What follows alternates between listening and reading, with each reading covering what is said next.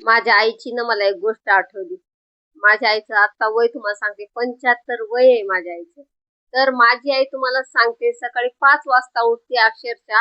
एवढं वय असताना एकटीच राहते, नवरा नाहीये आणि लेकरं तर तिन्ही पुण्यालाच आहेत. 2 मुलं इथं पुण्याला आहेत आणि मी एक आहे.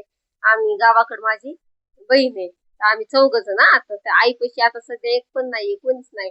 आई एकटी असताना सकाळी 5 वाजता उठते, त्यावेळेस उठते, दुकान दुकान चालवते, दुकान उघडते 5 वाजता, झाडझूड करते, सडा रांगोळी इतकं आणि अशी कडक आहे, आणखीन अशी थकत नाही.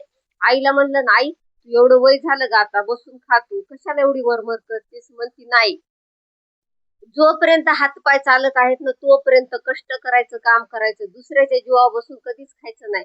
मी म्हणलं आई मला तर काहीच काम लागत नाही. मला म्हणती तुला काम कुठलं लागत नाही, तुला शिक्षण नाही, काय नाही, तू लोकांनी जर म्हणलं ना शेण काढती का तरी तू होच म्हण, लोकांनी भांडे घासती का म्हणलं ना तरी तू होच म्हण. तू कुठलंही काम जर तुझ्या समोर आलं ना तू नाही म्हणू नको, ते काम करण्याची तू तयारी ठेव.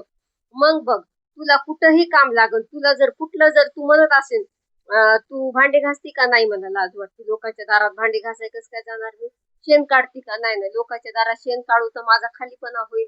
आपण जर आणि आपण असं विचार करतो की लय पैशाची अपेक्षा करतो, तर माझी आई म्हणते लय पैशाच्या मागे लागायचं नाही, एक एक रुपयापासून विचार करायचा. तुला जर आज 10 रुपयाचं काम आले ना तर तू ते 10 रुपयाचं काम कर, नाही म्हणू नकोस. नाही हे शब्द जर एकदा म्हणला ना माणसाला तशीच सवय पडून जाते. तर तुला 10 रुपयाचं काम येऊ दे, तू ते काम कर आणि 10 रुपये घे. आणि तू एकदम जास्त पैशाची अपेक्षा करशील ना तर तुला जास्त पण भेटणार नाही तर आणि कमी पण भेटणार नाही. त्याच्यामुळं लय अपेक्षा करू नको, थोड्याच पैशाची अपेक्षा कर. म्हणजे तू रोज एक एक रुपया जर करशील ना काम तर तुझ्यापाशी ते पैशाचा साठा राहील. असं म्हणतील. मला म्हणते कुठलंही काम असो लाजायचं नाही, बिनधास्त करायचं. आज माझ्या आईचं वय 75 आहे तरी पण माझी आई एवढं काम करते. माझ्या आईची पायाची नस अशी फटफट करते, नस दुखती, नसाव नास काहीतरी दाब झालाय, ऑपरेशन झालंय एका पायाचं, तरी माझी आई अक्षरशः सकाळी 1 तास पायी पायी जाते बाजारात, बाजार करती पूर्ण, ऑटोवाल्याला बोलवती, पिशव्या टाकती, घरी येते, पूर्ण माल लावती, माल विकती. लगेच गिऱ्हाईक आलं की, गिऱ्हाईक कसं आहे माहिती का, तिथे एक एक रुपयाचं गिऱ्हाईक आहे तर आनंदानं गिऱ्हाईक करते. एक एक रुपयाचं तिला वेळ जेवायला सुद्धा वेळ नसतो, एवढं वय झाले. आज ती तुम्हाला सांगा माझ्या डब्यात आज 1 रुपया निसते, तिचा चिल्लरीनं डब्बा असा भरलेला आहे, नुसता चिल्लर. असं जर अशी जर चिल्लर केली ना, 10-10चे, 20चे रोकडे, 500 रोकडे असं केलं तर तिचा एवढा डब्बा भरलेला निघते.